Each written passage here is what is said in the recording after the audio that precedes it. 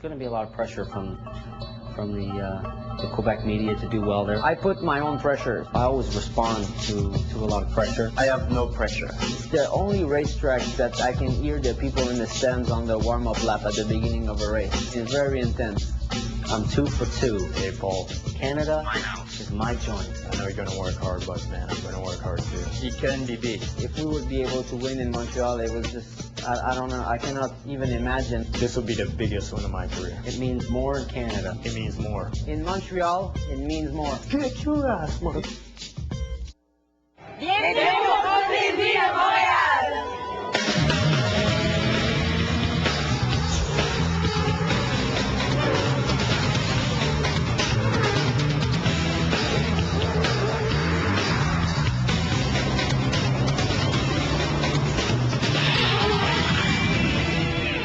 Ah, yes, bienvenue à Montreal. Montreal in English. But before you can race for the title King of Canada, you must qualify.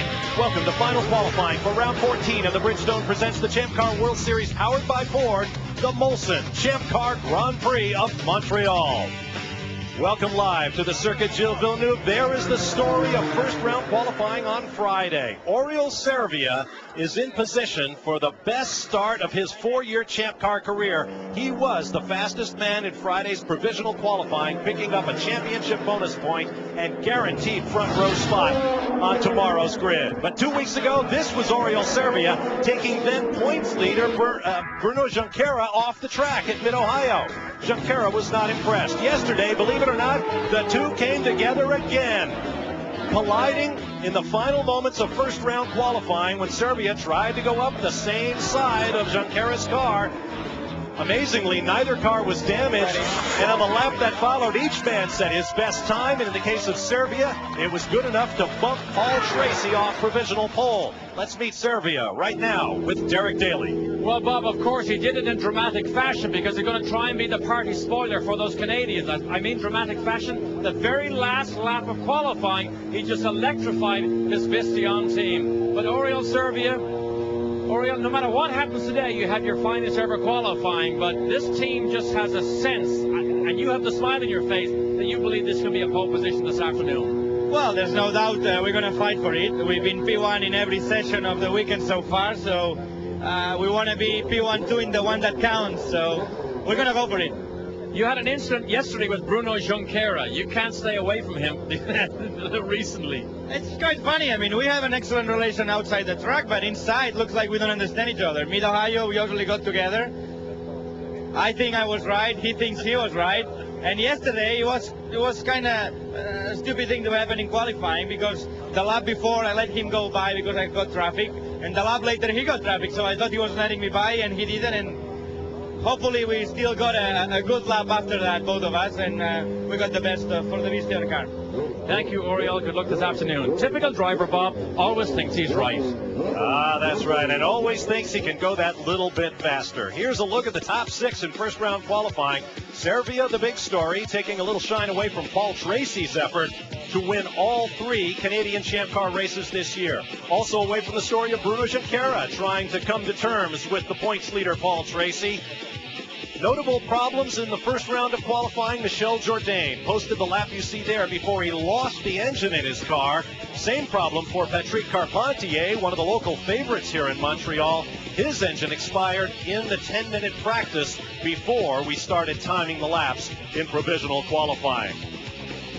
Now let's meet Paul Tracy and his quest for the weekend. He's standing by with Calvin Fish.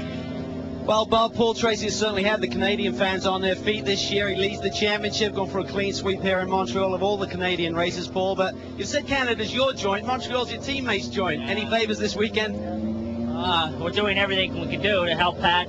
He had a bad qualifying yesterday with the engine blew in the warm-up, so he's going to be going for it today. We both have pretty much the same car, so he'll be fast, and I hope we're going to be fast as well. I think we have a good shot at the pole. This may be one of the toughest qualifying sessions of the season. Everyone's very fast. Servia's been fast in every session. What do you expect this afternoon? I don't know. It's amazing what some guys can do when their job's on the line, huh? But we're going to give it everything we have, and the race is coming down to crunch time. We've got to keep pushing always to the limit, but You know, we'd like to be on the pole, but the main thing is to be ahead of Bruno. All right, PT, good luck this afternoon. And Bob, he's looking for another checkered flag. That would be his 7th of the season. And if he can get a front row start, it will be his 10th in 14 races this year. 2 weeks ago, this was Paul Tracy and Patrick Carpentier reenacting Carpentier's semi-nude run at Mid-Ohio after they finished 1-2 for the first time in the history of the Players Forsyth team. But yesterday, this was Patrick Carpentier losing the engine.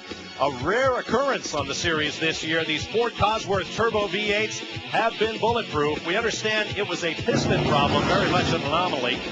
And then this morning in the right-left chicane leading onto the start-finish straightaway, Carpentier looped it and tagged the wall lightly on the driver's right. Watch and listen. Watch the steering wheel.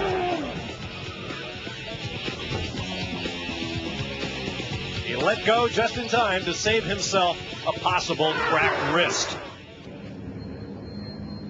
Well, boys, you might think Paul Tracy is the popular Canadian. Patrick Carpentier is French-Canadian, and I promise you that's very, very different, because the Quebecois people say, if you're not from here, you're from somewhere else, even if it is Toronto. But Patrick Carpentier missed a valuable time yesterday with an engine blow-up. It was a broken piston in the Ford Cosworth engine, which is most unusual. But he believes all you got to do is give him an injection of emotion and adrenaline, and he can be as quick as Tracy this afternoon. Well, interesting you bring up adrenaline, Derek, as we welcome you to the booth. I'm Bob Varsha along with Tommy Kendall. Patrick Carpentier has been very, very calm this weekend. Recall last year when he dropped out of the race in position for a possible podium, he was in tears. He's much more level-headed this weekend. But one way or another, with all due respect to Oriol Servia, TK, it's all about players blue and white this weekend. Last year when we rolled in here was because there were two French-Canadian drivers. This year it has more to do with what they've been doing on the track. Coming off the first 1-2 finish in Players team history, they've been doing everything right. Paul leading the championship. But that post-race interview from Jerry Forsyth, I'm not sure who peed in his Cheerios, but he was all stirred up. He was calling for the overthrow of the Canadian government. He offhandedly said, I think Paul Tracy's bonus should be $1 million. I asked Paul, I said, did you follow up on that? He says, we got it on tape. I'm going to go out and win that race and ask for my $1 million. And you picked it up immediately. Jerry Forsyth was a guy who can write that kind of a check. And cash it. Absolutely. Well, there's a lot to talk about this weekend. We have plenty of sidebar stories going on. Stay with us all weekend long here on Speed Channel for the Champcar Grand Prix of Montreal. Today is final qualifying. Tomorrow, the race. Same-day coverage at 9 p.m. Eastern Time. Be sure to be with us. We'll be right back. Speed Channel coverage of qualifying for the Champcar Grand Prix of Montreal is brought to you by Bridgestone Tires, advanced technology that gives you a grip on the future. And by Ford. If you haven't looked at Ford lately, look again. Welcome back to the Circuit Gilles Villeneuve here in Montreal. We have a light cloud cover overhead, no direct sunlight on the track, and the prospect for a very, very fast final qualifying round coming up shortly. To the pit lane right now, and Derek Daly. Michelle Jourdain here, who had a little crash this morning. Michelle, you said yourself this weekend that you dug yourself a hole that you need to begin to get out of, or else these Canadians might run away with the championship. Can you do it? Can you start this afternoon? Well, I think so. I mean, the car's been pretty good this weekend. Yesterday I crashed pretty hard, so I couldn't get a good lap. But we're very fast. Oriol is too fast, but I think we'll be okay. Hopefully we can get a good lap in. Traffic. Let's see what everybody does. Yesterday everybody waited, and it makes it really hard for everybody. But I think we're in good shape. So I think it's just gonna be whoever can get a clean lap all the way around, and it's gonna be in good shape. Thank you, Michelle. Of course, Jourdain and Team Rahal still trying to regain that magical formula that they had earlier this season. Calvin? Well, down here with another local favorite, Alex Tagliani. Tag, you say you can hear the crowd in the stands when you drive around this race circuit. Does that emotion help you going into this qualifying session? Well, it's pretty unbelievable. I mean, it's always been a very nice race for everyone here, but I mean, I don't know if it helps. I guess you have to have a very fast car, and the team has been doing very good, so I'm pretty sure we have a competitive car to fight for a front row today. All right, Tag, good luck. Provisionally 5th quick, Bob, but this afternoon's session should be faster. Absolutely. If this morning's practice time were anything to go by, as you see, Alex Tagliani ready to get into his car for a 10-minute practice before final qualifying. You want to be around Speed Channel this weekend as the Formula One Series is back in action at the Hungaroring. Coverage is coming your way tomorrow morning beginning at 7:30 a.m. Eastern Time, only on Speed Channel. Back in 1961, Sir Sterling Moss won the first international motorsports event in Canada, the Players-sponsored sports car race at Mosport. In 1995, Jacques Villeneuve gave his countrymen the Champcar Championship. This year, of course, it's been all about the Players Foresight team. Paul Tracy and Patrick Carpentier celebrating here at Laguna Seca. But soon that sponsorship must come off the cars due to new tobacco legislation here in Canada. So this weekend will be Players' last pup here in Montreal. Now, another story on the boil this weekend is a potential takeover of CART by some independent investors who want to take the company private.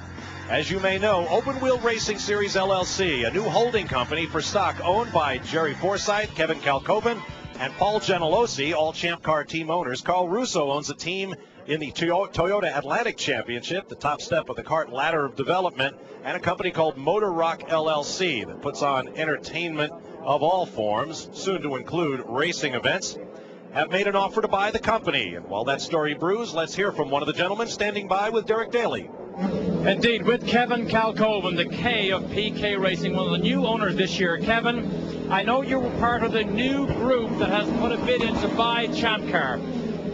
Are you confident that you can make the purchase, Kevin, and take this company private? Well, the answer lies in the hands of the board and the shareholders. You know, we believe very strongly in the series. We've stepped up with our own money to make sure that it survives. But the rest of it is really down to the board and the shareholders. So if you're a shareholder, please vote. Kevin, let's pretend they agree to the new ownership. Is it the intention of the new owners to inject the type of cash it needs to reestablish it, to give Champcar Racing a solid future? Absolutely. We've already committed to an initial funding right the day the deal is signed. That's his driver, Max Pappas, leaving, by the way. We've already committed to $15 million the day the deal is signed, and then we'll the owners are prepared to commit whatever it takes to get this thing to a reasonable level. This series is too good to lose. I mean, I am amazed at the reception here in Canada. Montreal is wonderful, but it's the rest of the circuits, whether it's Mid-Ohio or Laguna Seca or Long Beach. This is just too good a series to lose. Thank you, Kevin. That sounds like a man with confidence. And, of course, he mentions Montreal. There was more than 170,000 people came here last year to watch Champ Cars. And as you can see, a healthy crowd again this weekend as the cars take to the track for a 10-minute practice before we prepare to go out on the clock in final qualifying. I have a feeling that Kevin Kalkoven might be the new favorite person of Champ Car fans worldwide after the interview he gave in Toronto.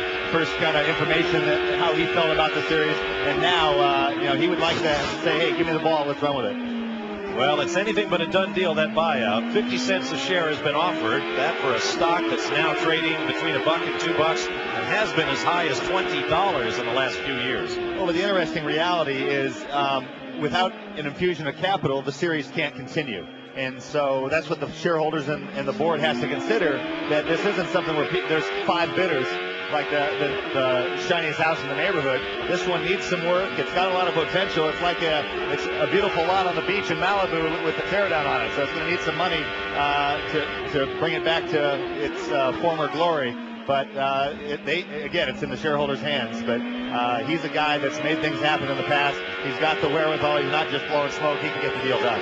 On board with Max Pappas from PK Racing. Here's a look at the qualifying rules on the roads. The 10-minute practice, we are now in it, unlimited laps on old tires, then a 10-minute break to work on the cars, and then 40 minutes of qualifying with a guaranteed 25 minutes of green flag time. Each driver allowed a maximum of 15 laps, and if you bring out the red, you lose your best lap.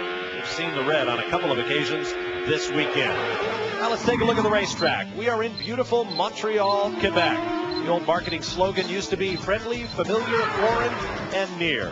Tell us about the racetrack, TK. Well, the main thing here is you've got long straightaways with hard braking and some chicanes. Turn 1 is not a chicane, but very hard braking. And what the thing that complicates the setup is you need to have the car trimmed out on the straightaways, but it doesn't like to brake well. So in the chicanes there, and there, it's really important to get the car stopped well, which is hard to do with a light downforce load. Great race. Formula One fan for many, many years. Only the second year for the Champ Cars here. Last year, Cristiano Ronaldo, the eventual series champion, took pole with a lap at 1 minute 18.959 seconds. Yesterday, Oriol Servia went around at 121.112. This morning, he was the quickest in practice at 1 minute 20.623. Of course, last year, D'Amata had a bit more turbo boost, a different aerodynamic configuration, and perhaps most importantly around here, traction control off of those tight corners. I think it was equal parts. The Ford Cosworth, with its drivability and the fatter torque, has been as quicker almost everywhere except Elkhart Lake. At the very high speeds, when you get up against that drag that these cars create or generate the downforce, cubic inches and peak horsepower is really what counts. And these are 750 compared to last year's 900. They're making it up almost everywhere else on the torque, but that peak horsepower number shows up in places like this. There's the fast man. Was the fast man in the session. Paul Tracy's just been bumped by Captain America, Jimmy Vasser. We'll be back live to Montreal.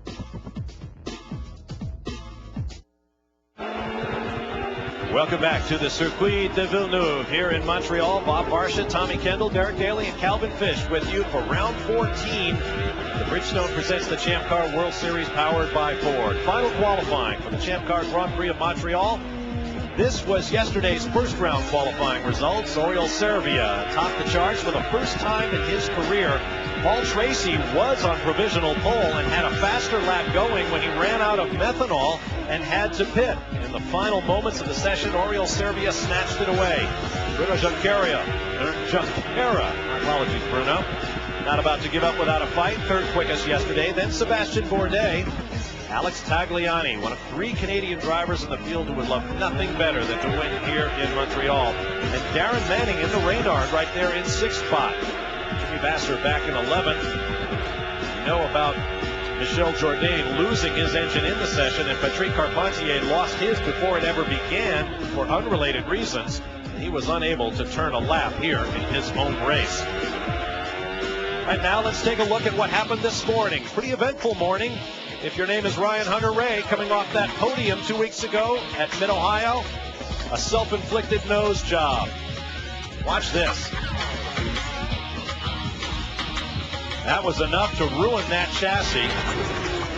At about the same moment, Paul Tracy went over the curb and lost control.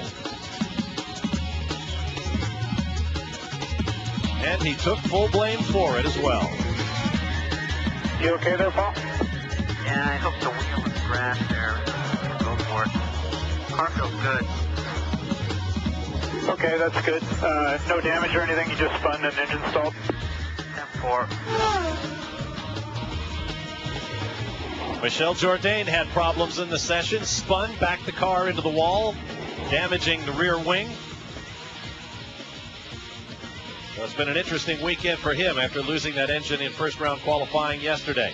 And Bruno Junqueira had an off and on as the drivers continue to travel around this 2.7 mile track at 10/10. Looks like Jimmy Vasser has lost the fire on course. That'll bring out a red flag, and does. And I imagine they will check on the session. Less than a minute and a half to go. Here's another look.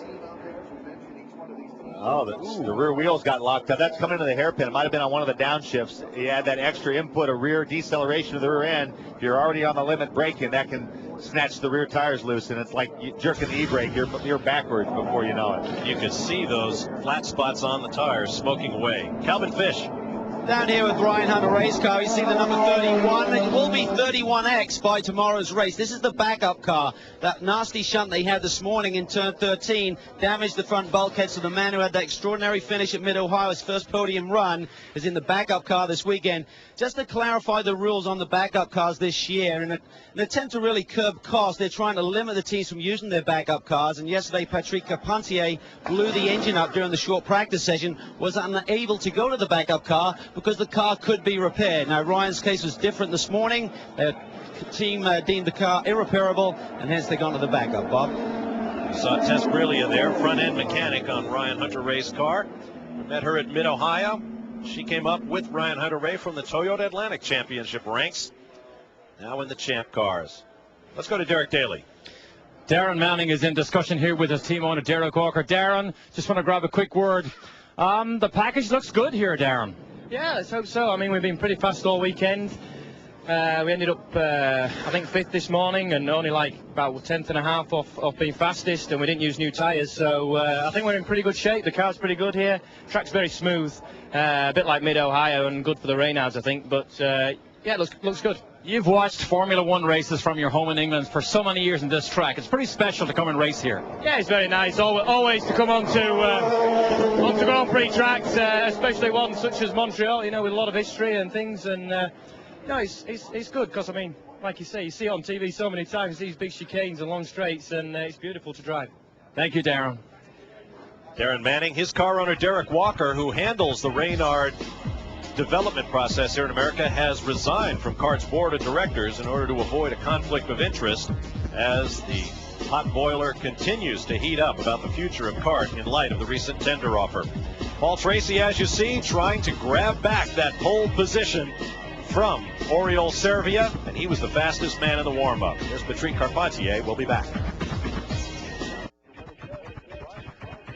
Welcome back live to Montreal. We are in the 10-minute break before we head out on track for final qualifying for the Champcar Grand Prix of Montreal, from the circuit named for the patron saint of Canadian race drivers, the late Gilles Villeneuve. We're in the second half of a very busy part of the season for the Champcar crews. 5 races in 6 weeks. As you see, last weekend they had an open weekend and the drivers got to, well, do whatever they want. So this weekend we asked them exactly what they did. I did nothing. I was the most boring guy. It was the first weekend off for quite a few weekends, and we needed a break, so I just went cycling and rested and just took it easy, but it was good. I went to the X Games with my friend who works kind of in that industry, and it was really interesting and craziness to see what those guys are doing out there. Basically, I went to see my little nephew that was born 2 weeks ago. I went back to Portugal to see him, and really just rest and did nothing for like 4 or 5 days, and it feels nice sometimes. I just went back home for a couple of days, went back to Montreal and did a bunch of promo and things like that. But you know, it's just normal. I mean, we're aware of it, we expect it, and if you're not ready for it, then you're not in the right job. We stayed here from Monday. We came here from Monday, so we stayed the whole 3-4 days. Did a lot of bicycle around town and a lot of swimming, so it's been nice. I was actually here in Montreal on Sunday, so I got about 4 days and then had to leave to come up here. So not much time off. We'll go to Denver next week, and then we'll have a couple weeks off. This is Jamie Dingman and Emerson Fittipaldi, of course, the brains trust of this Fittipaldi-Dingman team. Emerson, if I could just grab you for a second. This team is going the right way. That session was very good, second fastest. I know he has talent because you've always told me so. Do you bring any experience from your Formula One days here that can help him? Derek, as you know, is very important experience. I'm trying to help Thiago as much as I can with my experience, and that's what Thiago is missing. Experience, miles on the track. He has a great talent. We are a new team, small team. We are progressing well, and we have a good engineer, good mechanics. Everybody's full motivated. I would just have to repeat it on qualifying. And Jamie's here shaking. Jamie Dingman, of course, is the co-team owner here. He is the one that shakes and bites his nails while Emerson just sits back and does the talking on TV. Remember, Tiago Monteiro didn't start his racing career till he was in his 20s. He had a degree in hotel management, if you can believe. Calvin? Down here with Patrick Carpentier. Patrick, a lot of pressure on you this weekend. Players' last race potentially here in Canada, and not a smooth day yesterday or this morning for that matter. Yeah, no, it hasn't been smooth so far. We're trying to recover from it, but it's always tough, you know, when you lose that much practice time. And this morning was a bit my fault, but yesterday we didn't even qualify, so it's tough for us to know what the car is going to do, and we haven't had a chance to give it a try in the afternoon on new tires, and we just did now, and we're not pretty happy. We're having brake problems. We've got to switch that, so hopefully it's going to turn out to be good. All right, Patrick, have a great session. The one advantage he has from not running yesterday, of course, is extra Bridgestone tires. That could be a factor in the race tomorrow, Bob. And Patrick continues to impress me. He is so much more calm than he was at this time last year, racing in front of his home fans. Now, of course, for many of us on the TV side, last weekend was also a weekend off. And I want to call your attention to my booth colleague, Tommy Kendall. He took the weekend to do a little soul searching. What he's come up with is a special announcement. We'll pay a little visit to Planet TK, and please give this message the respect that it deserves. Tommy Kendall, a man with more racing championships than girlfriends, if you can believe it. Believe it. Yeah, man, that's the scary part. Strategery. Who has the best strategery? Oh my God, I need it tattooed right here. Any ribbing I get, I deserve. Run some smack and back it up. Two of the worlds I love the most, California and Champcar racing, are facing a lot of chaos and especially financial uncertainty. Well, I've decided to do something about it. I'm going to climb down off my mountaintop, or, as the case may be, my 79 Ford Fairmont named Big Mike. My views and I are not always welcome, but we're going to let the people decide. I've decided to throw my hat into the ring as the governor of California. And I think I can solve both California and CART's problems. Now, I've been accused that my idea has been a little bit out there, maybe even from outer space. Well, that's probably not a coincidence. I spent a lot of time between races on Planet TK.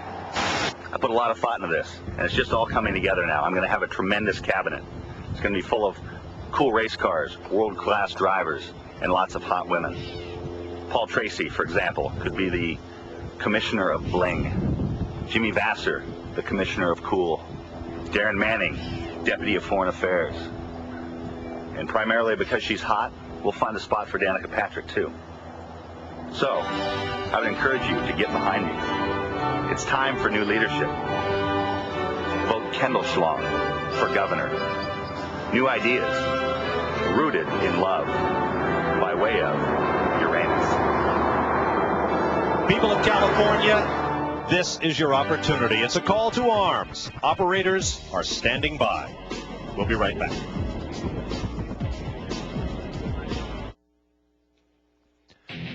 One of the newest venues on the Champcar circuit is the city of Denver, Colorado. A mile high and filled with action. A slick new racetrack last year provided plenty of thrills. And maybe it was the thin air, but there was a lot of wheel-to-wheel. The mile-wide turn, not quite wide enough for many of the Champcar drivers. Bruno Junqueira took pole and led from flag to flag. So be with us next week when we return to Denver for the Champcar Grand Prix of Denver, Saturday, August 30th, qualifying live at 3:30 p.m. Eastern. The race itself, same day coverage, Sunday at 9 p.m. Eastern time, only here on Speed Channel. We are back live on board with Paul Tracy, who has time to adjust the mirrors. I don't think I've ever seen a guy adjust the mirrors from inside the car before. Well, given all the blocking controversy we've had recently, there's probably a lot of directions we could go with that picture. But for the moment, Paul Tracy is on track to begin using up his maximum of 15 laps. Let's meet his team manager now, standing by with Calvin Fish. Down here at the players' pit, Neil, you've gone early. Is that an indication you need to get a clear lap, or have you made a major setup change for this session? No, the track's been improving all weekend, and right now we think the track's pretty good. You know, we're not sure how much better it's going to get, so we thought we'd go out early in this instance just to try and take advantage of that. Kind of goes against the grain of what everyone's done for the last 2 years with these qualifying sessions. Is this racetrack different? Is that what you're saying? I don't know that it's necessarily different. Obviously, the conditions are quite a bit different from yesterday. We're not sure that there's that much to be gained by waiting at this point. We want to get a good one in the bank, and then we'll sit back and wait to see what happens. Okay, well, the fun begins now, boys. Absolutely, and adding a little pressure to what Paul Tracy, Alex Tagliani, and Patrick Carpentier are trying to do this weekend is the fact that since the late Gilles Villeneuve won the first Canadian Formula One Grand Prix here in 1978, no Canadian driver has won a marquee event here on the Ile Notre Dame in the St. Lawrence River. There's a look at the weather conditions. It is a strong breeze, and it's blowing in the drivers' faces as they make their way up the start-finish straightaway. Let's meet one of those Canadians. Alex Tagliani is with Derek. Alex is happy to sit here on the scoring stand for the moment. Alex, Tracy has gone out there. It's become increasingly more of a gamble not to go early this season, but you're happy to sit here? Well, I mean, we have a pretty good car. I think we definitely have a shot for the pole today. Yesterday, we decided to go with more conservative fuel load in the car, more fuel, more laps, and you know, we got. I think we got screwed a little bit because I think our car could have gone 4 tenths faster. So today, yes, we're gambling, but because we have a good car, we have to do it and go for the pole. You probably already know this, but you seem to get the biggest cheer when you drive down this pit lane from this great crowd. Well, I mean, it's fantastic. I'm very proud, you know, for all the guys when they come here and they say, oh man, this race is unbelievable, you know. So it's pretty fun in front of all the other drivers' team, you know, to be French Canadian and having this kind of an event here because they're cheering, they're behind everybody. It's great for everyone. So hopefully we can give them a good result. Thank you, Tag. And of course, one of the retail items you can get here at the racetrack is the Tag clothing line, which is designed, I believe, by his sister. No question, he is a huge local favorite. Born right here in the Montreal area, he has risen to the top of American Open Wheel Motorsports. On board right now with Paul Tracy, who started 10th here last year and finished 4th. So we do see a lot of passing here. Matter of fact, Michel Jourdain also did a lot of passing last year, coming from deep in the teens up into the top 5 or 6. I spoke about the challenge here with the chicanes, running the light downforce and drag to get down the straightaways. Well, makes it hard to stop. The other part of that equation is the curbs. How does the car ride the curbs? You'll see Sebastian as he comes into this final chicane here. Big curbs on the right, and they especially pound those ones on the left and all the way out over the exit curb. That wall there is the one that Jack Villeneuve tattoos just about every year in the Formula One race, and that's a function of blasting across those curbs. The curbs upset the car no matter what, but if you can get it so the car doesn't take off and settle down if you can get it so it settles down right away, that's a key to a quick lap. Sebastian Bourdais right to the top of the charts. New pole sitter, 1:20.565. I don't think he'll be the last man to sit there. Watching Paul Tracy as he comes down start finish. Here comes the timing line. Tracy, 1:20.373. And the game is now fully afoot. But there are a number of drivers still standing in the pit lane. Calvin is with one of them. Well, Jimmy Vasser this weekend will celebrate his 200th start in Champcar Racing. Jimmy, how's it make you feel? Old. But, you know, still enjoying it. And, you know, when you start out with something like this, you don't figure you'll do 200. You had the fastest car on the racetrack at Mid-Ohio. A great run there for you and your teammate Ryan Hunter-Ray. Reynard looks good here as well, Jimmy. Yeah, not so bad. It's similar. It's the same tire, you know, similar type of circuit. But Reynard really suffers on the street circuit, so we're optimistic about our chances here today and tomorrow. Okay, well, Jimmy hasn't had a smooth weekend, but certainly showed some pace this morning, Bob, so he could be a factor here once he gets going. Let's hope so. And don't tell Jimmy, but there's a big party for him coming up this afternoon. Sebastian Bourdais back to the top, 1:20.154. You heard him say it. Hey, I'm a French speaker. I may not be Canadian, but I don't have to be the king of Montreal. Right now, he is our provisional pole sitter, but there are several fast drivers on track and plenty more still to come out.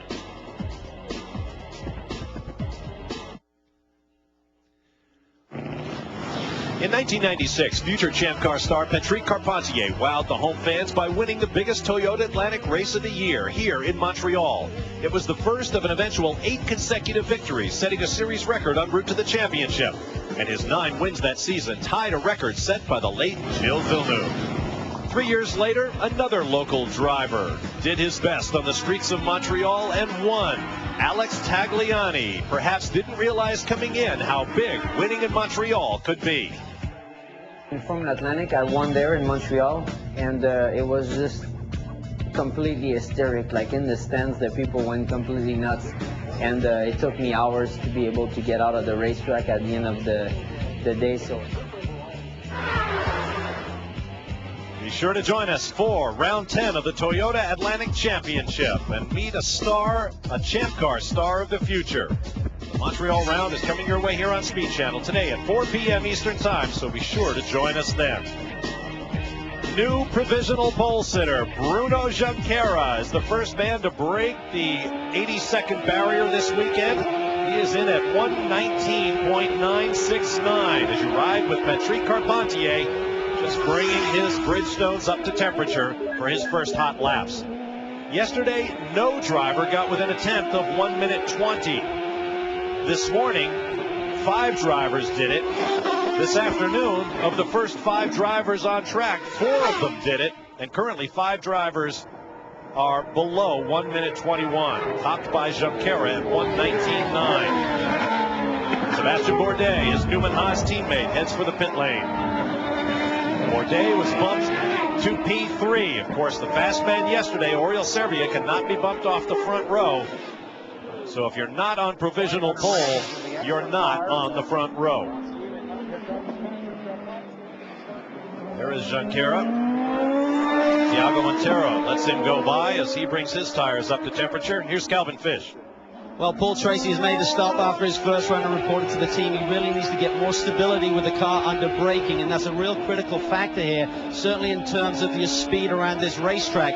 The other factor is the extreme temperatures that the brakes are seeing. Going down in the hairpin turn, they're reaching speeds about 170 all the way down to 40 miles an hour in under 3 seconds, pulling 3.1 Gs there, and they're seeing rotor temperatures of 950 degrees C, Bob. Oof. That is tremendous. And the other part is the thermal shock. Because they're getting hot so many times a lap, they can put more air to them with big scoops, but it'll cool them before they get to the next chicane. But then the temp is just going up and down dramatically, and it raises a question of wear and durability. You start getting little hairline cracks whenever they heat up and cool off that dramatically. So ideally you don't want to see that variation, because that's what causes the cracks. 950 degrees C. Man, that will toast your marshmallows. You see him grabbing for the shift lever. 42 gear shifts per lap here at Montreal. We'll be back. It wouldn't be the Montreal Champcar weekend without a party, and last night there was a beauty downtown. Of course, the guests of honor were the Canadian drivers, but heck, even guys like our own Tommy Kendall could get in. It was sponsored by Molson Brewery. I can tell you a great time was had by all. There's Patrick Carpentier working the turntable. Our social director, Tommy Kendall, was checking out the scene. You absolutely have to come to this race sometime in the future. Bob, you act like I was just messing around. I was there. You know, the cabinet is filling up. I was talking to a lot of the Molson Ice girls. If I have to, this is not an ordinary campaign. If I have to, I will have a cabinet and an armoire. The armoire for the girls. There's a lot of very qualified candidates up here in Canada. They got some political issues here that Jerry Forsyth brought to the table. I might have to maybe run Prime Minister as well. Take one thing at a time, but there's a lot of fixing to do around this continent. Going to hold office on both sides of the border. We might have to do a merger between the U.S. and Canada. I think the people in Quebec would probably check out on us, but listen to that cheer for Patrick Carpentier. That lap, a 1:19.870. Let's go to Derek Daly. Bob, his teammate Paul Tracy, just a further update on him. Calvin mentioned instability.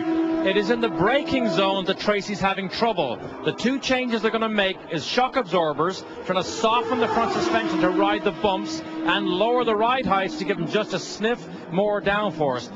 But Tracy has a bit of fight in his hands here to try and get his official pole position. This may be the closest qualifying session of the year. By the way, Paul Tracy was last year's NCI Most Popular Driver. He took the $25,000 check and donated it to Lance Armstrong's foundation. You can help select this year's Most Popular Driver. Just go to cart.com, follow the instructions, and one fan will win a trip to the banquet in Palm Springs in November to present the MCI Most Popular Driver Award. So go to cart.com and check it out. And no drafting Tommy Kendall. Now, talking about the difference between driving style between Patrick and Paul Tracy, Paul has been quick at almost every type of circuit, but where Patrick is really good relative to Paul is he's a demon on real hard straight line braking. And that's what this circuit demands. When you get into lighter downforce, the problem Paul's complaining about, stability under braking, when the car is buttoned down with a lot of downforce, Paul is really good at carrying the speed into the first part of the corner. But here with the light downforce, that's not as big an issue. And Pat is able to get the car stopped and then get it turned and then get back on the gas, accelerate up. You don't have the long corner entries like you have some other places. Look at the fans. How many fans, race fans that is, applaud their driver? It's one thing to put your hands up and scream, but to clap? Patrick Carpentier talking it over. Calvin Fish. Well, the man he's talking to, Bob, is Eric Zito, who's the new engineer, been brought on board at Mid-Ohio to try and get a little better chemistry working with Patrick. Long time he's been working with Mike Cannon. They're great friends, but they just weren't getting the results they were looking for, particularly Toronto. Remember, they had a really bad car using up the rear tires there, so they've made a change. Mike is now based back at the shop. He's been actually made technical director back there. We expect to see him at the racetrack some more this year, but Eric and Patrick really trying to work hard on developing that chemistry mid-season, which isn't easy, but certainly the results are there that they've shown at Mid-Ohio and right now on the pole. Boy, I guess, on pole, and he's only used 6 of his 15 laps, so they can think it over for a while. 22 minutes and 10 seconds remaining in the session. And the gamble of going out early to get a clear lap that Neil Mipperwright talked about. Looks like the conventional wisdom is not for nothing. Namely, the track seems to be getting quicker with each lap. So it's not a bad gamble to try to throw one out there early in case the track is good early on. But now it's going to come down to that shootout at the very end of the session, rolling the dice on whether you can get a clear lap or not. Paul has had good luck at that this year, but Pat's in pretty good shape now. He's got a really good lap in. He can probably afford to wait maybe even longer than the rest of the guys. Riding with Alex Tagliani, one of only 3 drivers, make that 4 drivers who have yet to improve on their performance from yesterday. 2 of those, Oriol Servia and Darren Manning, are just coming up to speed on their hot laps. The only driver who has not recorded a time yet is Michel Jourdain Jr. from Team Rahal. Look at how much they use the curve. It's a good one for Alex. He's made up almost 2 tenths in that second segment.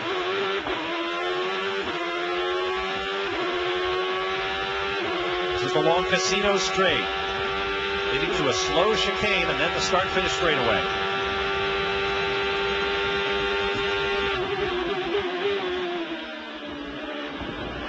Oh boy, he used about all you can of that curve. 4 wheels above that curve, and you lose the lap. P3 at 119.921. And you heard the crew tell him 1 more lap. That was only 500 off Carpentier's pace. Oriol Servia weighs in at 121.195. He'll have to do a lot better than that to hold the pole.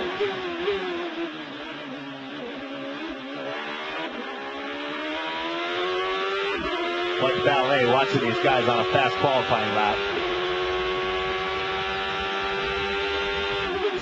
Technically, this is a permanent road course, but to me, these are park roads, and there's only 2 racing events held per year in the park on the Ile Notre Dame. So to me, this is a temporary circuit, like a street course. A little bit of slip coming off the hairpin, wheel spin.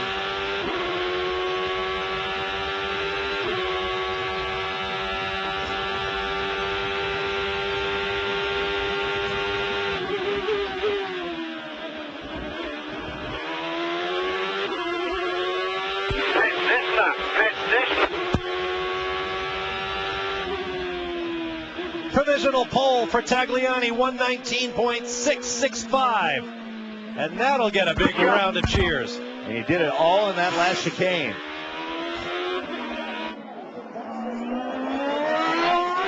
And here is Oriol Servia, yesterday's provisional pole sitter. His best lap thus far, his 4th, 120.482 seconds.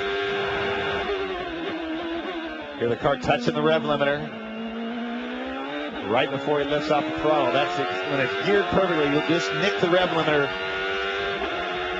entering all the high-speed corners, just stretching the gear every last bit. Look how close these walls are.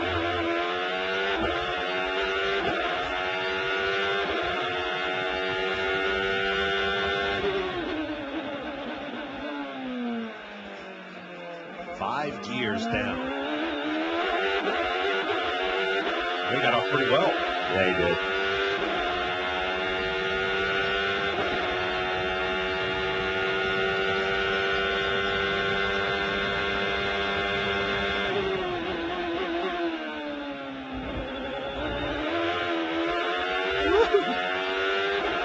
Just a wisp of lockup turning in.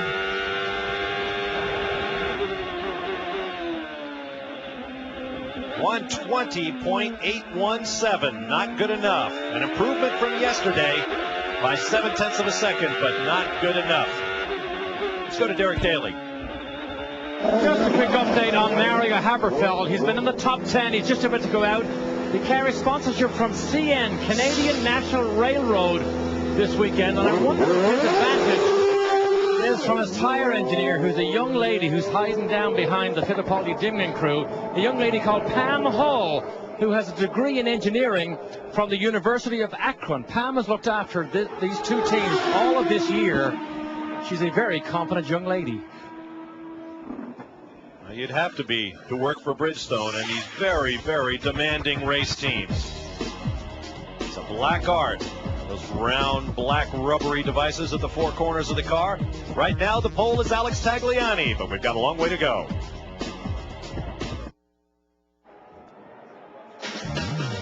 Welcome back to the Circuit Villeneuve on the Ile Notre Dame in the St. Lawrence River across from Montreal, Quebec, Canada. This is the 14th race weekend of the Bridgestone Presents the Champcar World Series, powered by Ford season. I'm Bob Marshall, along with Tommy Kendall, Derek Daly, and Calvin Fisher in the pit lane. A little over 15 minutes to go in the session. Here's how they stand at the moment. Alex Tagliani becomes the 6th different driver to sit on pole position for this race.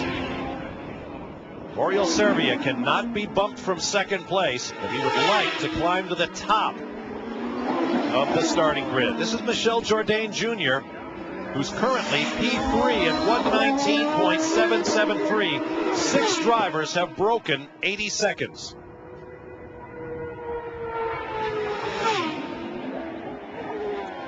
As close as the times are, the biggest gap might be from first to second. Tagliani with over 1/10 of a second quicker than Jourdain.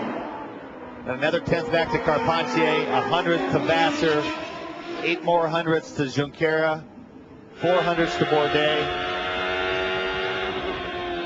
Servia improved after we went to break, but he only got down to a 20.1. That time would only put him 7 if he didn't have that front row locked in from yesterday.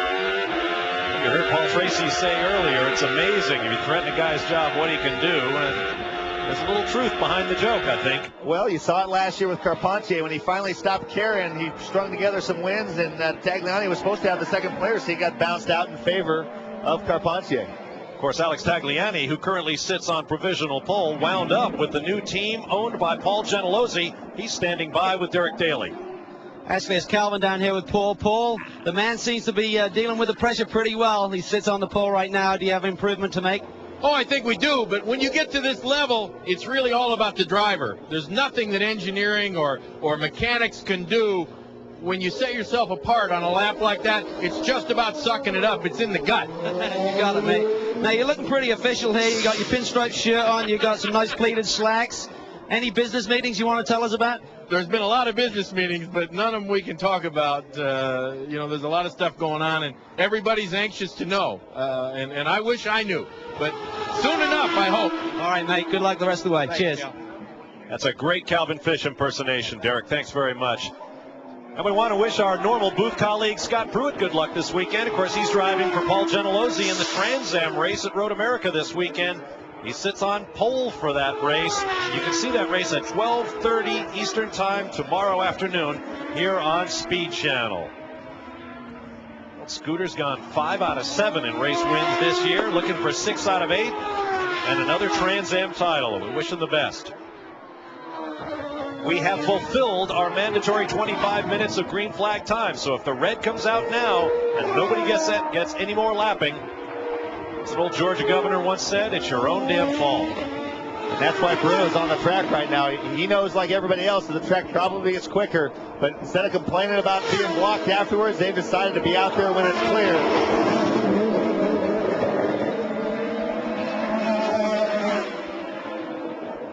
And if the red comes out, that'll look like a really smart decision.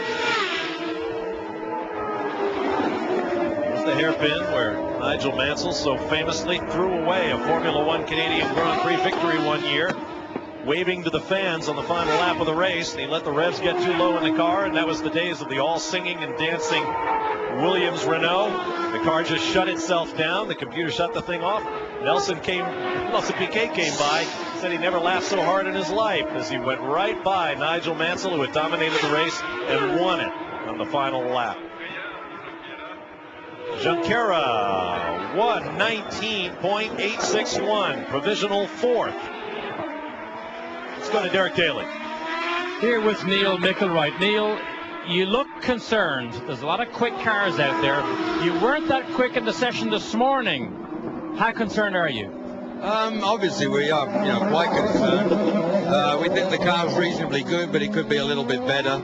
The run that we did earlier, I think, would have left us probably fourth or fifth right now.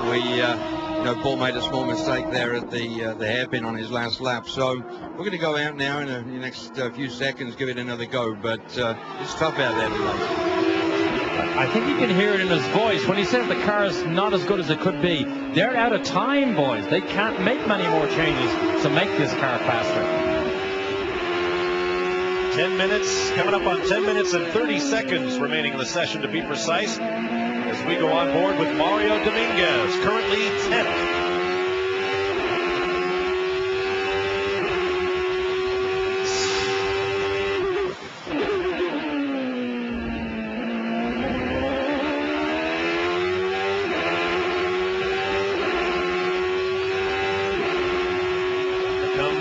As he goes by Adrian Fernandez. It's also the spot where Jean Alesi parked his Ferrari after his one and only career Formula One win.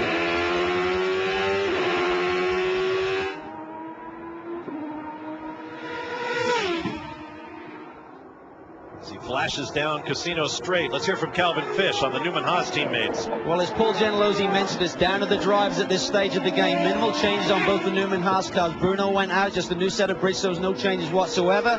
For Sebastian Bourdais, a slight front wing change. A little bit of understeer they're trying to get rid of, but as the rubber increases on the racetrack, the balance changes as well. So there's a little bit of guessing going on as they make this next run. Well, Bruno Junqueira is about out of laps. He's working his 14th. He'll have this one, another one, and then he'll have to pit, done for the day. Actually, it'll just be at the conclusion of this one. This will be 14. He'll need to use that 15th one to get to the pit lane. So we're going to see what Bruno has right here. Exactly. And he's going to have to sit and watch everybody take a run at his time. Probably hope for a red. That was never very good at math. The last overhead shot we saw Bruno in the second part of this final chicane. You saw exactly how much of the car they put up on the second part right there. How much of the car they put over that curve. They had to write a rule in the rule book. If all four wheels are on that curve, they will lose their lap and the following lap. And Bruno, that's the best he's done up to P3, second quickest lap by 1/100th. Only 1/100th off of Tagliani's time. But that is all for Bruno Junqueira. As you see him slowing down. On board now with Oriol Servia, who was ahead of Junqueira on the road. Actually less than 100th. It's 6/1000ths.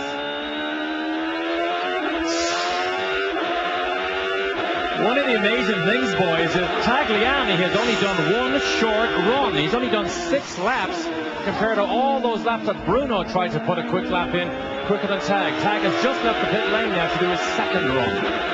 There you see the time remaining on that graphic at the upper left of your screen and the top 10 in the provisional running order. Note that there are no little yellow arrows, which would indicate that that driver is in the pit lane. All of the top 10 are on track. That's Oriol trying to create a gap for himself.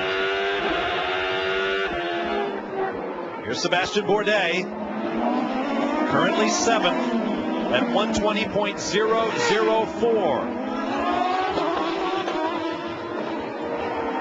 He is the highest ranking rookie right now. He also leads the Jim Truman Rookie of the Year standings pretty substantially as a result of those 3 victories.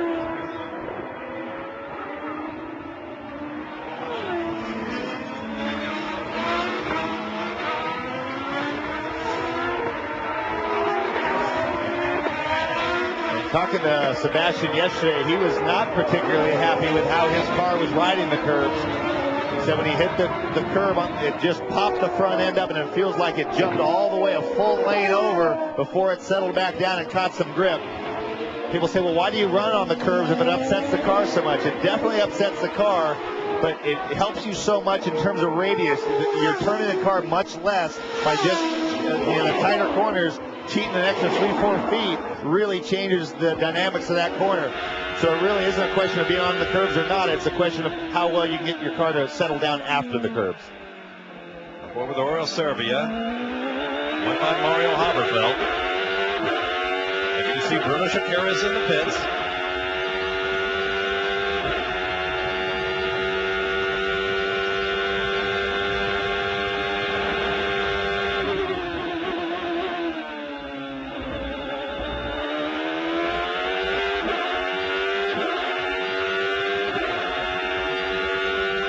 Notice the difference when he's starting a lap like that. He swings all the way out to the left at start-finish line. On their very last lap, like with Bruno, what you'll see a lot of guys do is they'll hug the right. It's a little bit shorter to get to the line. You don't need the angle to set up for turn one because you're not running another lap. Shaves maybe a couple hundredths off. No major changes for Serbia on this run, Tommy. Actually, they found that one of the stays had broken on the underwing at the back left side of the car during the first run, so they fixed that, gave some new tires, and sent him back out there. But yesterday's run was sensational. Right before he set that pole lap, he actually got together with Bruno Junqueira once again, came in almost to a stall in the hairpin, had half a lap to regroup, and then nailed that flying lap, so maybe he can do it again today. Last lap of 22.891. The first pole for Patrick Racing came at the hands of Gordon Johncock at Trenton, New Jersey back in 1979. The most recent one, Roberto Moreno at Surfers Paradise, Australia back in 2001.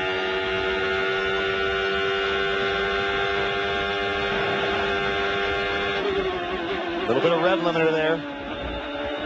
Means he's going quicker than the onboard lap he rode with him on his first run.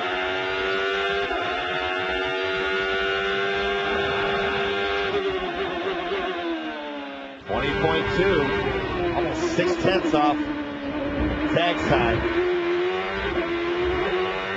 On board with Paul Tracy now. Meanwhile, the official hammer has come down on Sebastian Bourdais.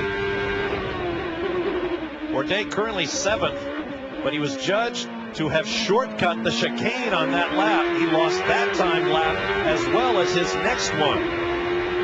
That's what I was talking about. The guys are, their left sides are solidly over that second part of the chicane. Where they draw the line is if you get your right side, outside tires on the curbing, that's deemed shortcutting the course. And Paul is ahead of tagging out his time. You saw even entering turn one, really fighting the car under braking. Meaning it's not front lock. When you hit rear lock up, the back end starts steering itself. More of the same there. Roberto Moreno has also just been docked for shortcutting the chicane. Oh, you hear the engine go quiet. Oh, you got in the wrong gear. And that will be more than 2/10. You do that in a sequential box. Hit it too many times? I think it's maybe, I'm not quite sure how you do that in a sequential box. If maybe it doesn't come all the way back and click the detent before you push it again. Let's see how much it costs him. 3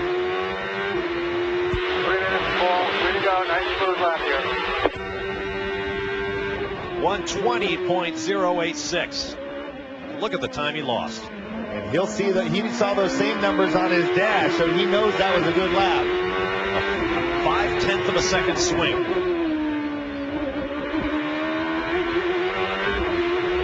That's a dangerous wall right there.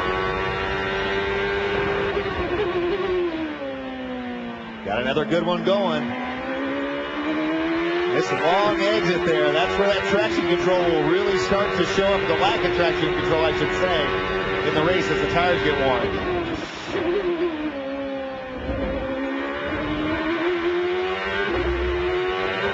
There's another close wall.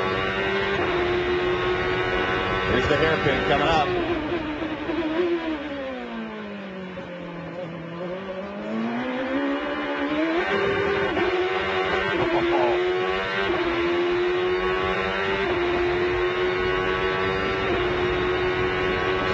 got his downshifting done a little too early that time in the hairpin. Still ahead of pole pace.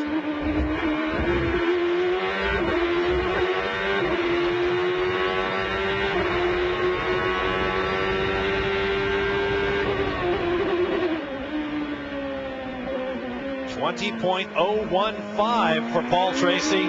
That wheel spin leaving the hairpin is the only thing I can think of. 90 seconds to go in the session. Traffic up ahead. Oh, he's going to kill him. Oh, Montero.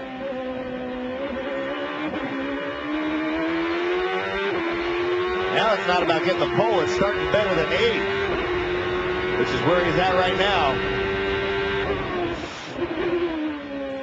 He's the fastest driver, is yet to break 80 seconds.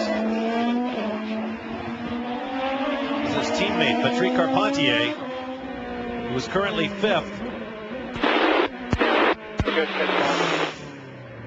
And Paul is going slowly. Meanwhile, Oriol Servia. Last gasp for the Spaniard.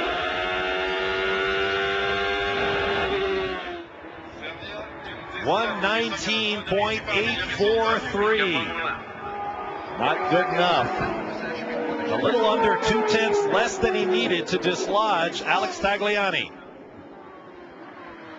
who is going very quickly himself. Tagliani's last lap of 19.924. Now those yellow arrows are starting to count up. Those drivers are in the pits. Here's Carpentier. Will he get another lap out of the session? He will if he needs it.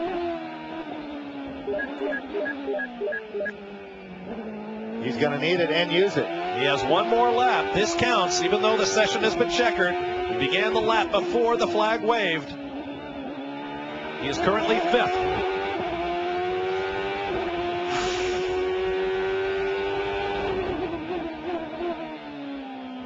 Doesn't look like it.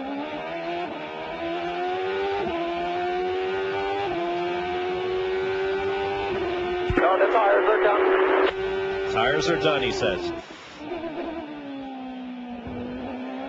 What a thing it must be to have your performance rise or fall tenths or even hundredths of a second. Carpentier's on his way in. Alex Tagliani is out of the car using just 12 of his allotted 15 laps. He has apparently won pole for his home race here in Montreal, and I'm sure this will be an emotional moment for him as well as for his Rocket Sports team. I mentioned early on about Paul Tracy taking his spot on the players team, and then Carpentier kind of fighting his way back in the players team. He says everything's okay. He's happy he landed here, but he doesn't feel like he was treated well in that deal. He was left kind of in the lurch. He probably landed in a situation that's maybe better for him, but I think that's been fueling him a lot this year, and especially coming back to Montreal. Last year, Alex Tagliani started 8th here in Montreal. This race day, he will start first. His 2nd pole of the season, 5th of his career. Let's hear from him. And it is a great time of celebration here for Alex Tagliani. This Johnson Controls team just goes from strength to strength. Alex, he's got to get the shades here and look good. Alex, you have so many people here that just willed you on to have the first official pole. And you started from the pole in Milwaukee, but that was because of practice. This is your first official. What a great day. Whoa. Hang on, we have a foot caught here in the air gun, believe it or not. Go ahead. I'm very happy for my guys. You know, we came from a very long way, and my guys had a very unusual season. They had to build new pit equipment and parts and moving into a new shop. So I was glad that Paul had the confidence in putting me in his car, and I think we're creating a very good team here, and I'm very... Here he is. Get in here. Come on, enjoy this. This is a brand new team, boys. In the wintertime, this did not exist. It was nothing but a bare shed in Michigan. This is, you know, when people believe in each other, this is what happens. You know that. You've been on a lot of teams in your life. And the emotional boost of this is so unbelievable. I mean, when you look at this timing stand, there are no last year's champions here. There's just a bunch of winners. Hey, hang on. I think there's a tear beginning to well up in here, boys. Great time. As a man with many race victories and Trans Am champions of his own making, Paul Gentilozzi knows what it is for a driver to achieve a moment like this. And we have yet to have the winner of this third Canadian race, but Canadians have now sat on pole for all three Champcar races in the land of the Maple Leaf. Let's go to Calvin Fish. Well, down here you see the microphones in around Paul Tracy, sitting 8th on the grid right now. Paul, I know you drove the wheels off. It just didn't seem to have the speed. Was it the braking issues you were seeing? Yeah, I mean, we just couldn't get the car to stop that well, and that's been our kind of our struggle here. And I was trying everything I could, and I got caught by some traffic. Diego really screwed me on a lap, which maybe would have moved us up a position or two, but we clearly weren't fast enough for the pole. Talk about the race tomorrow, starting 8th. How does that affect your strategy with the championship on the line? Well, we got to finish. That's, we can't have a perfect weekend every weekend, and, you got to go through these things, and we'll do the best we can tomorrow and try to finish ahead of Bruno. That's all we need to try to do. All right, mate. Thanks a lot. Bob?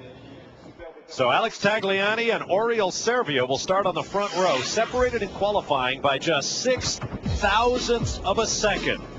That's the closest pole margin we've seen all season long. We'll take a break and return for much more from Montreal.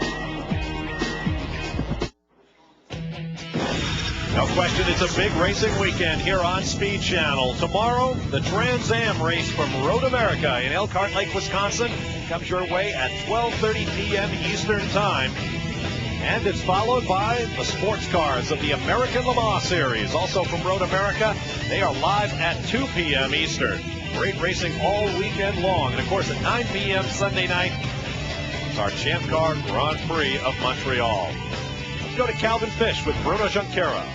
Well, he'll start third, Bob. He's talking to his engineer, Rocky. Only 6 thousandths of a second, and you would have been on the pole, Bruno. Talk about the run this afternoon. I mean, the Pacific car was very good, and you made a strategy to go earlier.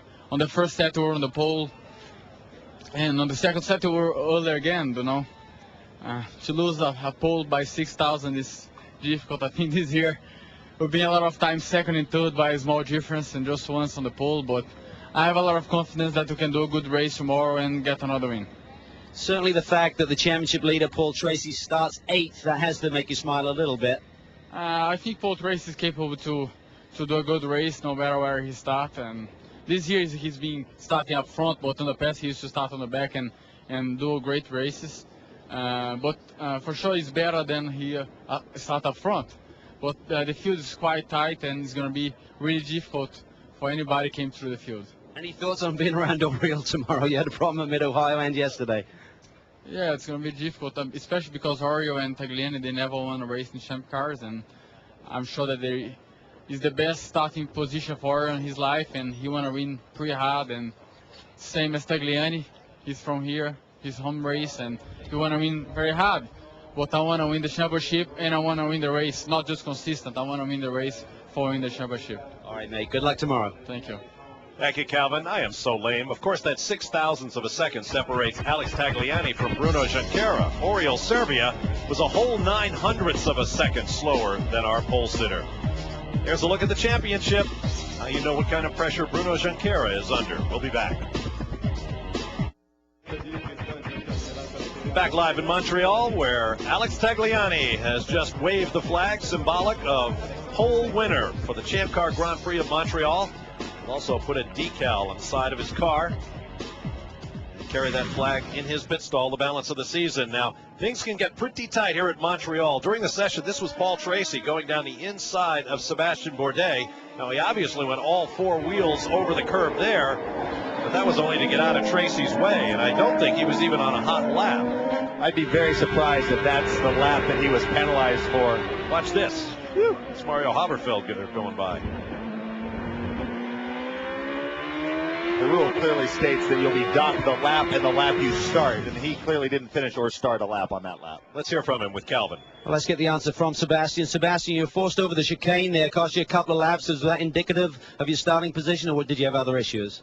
No, I mean, when you're only 10.5 from the pole position, you cannot say the car is bad. Obviously, it's just been so close all weekend that we didn't get the good timing. We started early in the session, got a good lap, but the track was not perfect.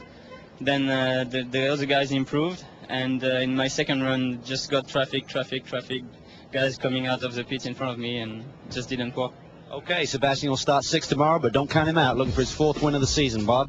He is precise, and of course, in a Formula 3000 car, he won on the streets of Monte Carlo. A 10th.5 off pole, and he's 6th. We'll be right back.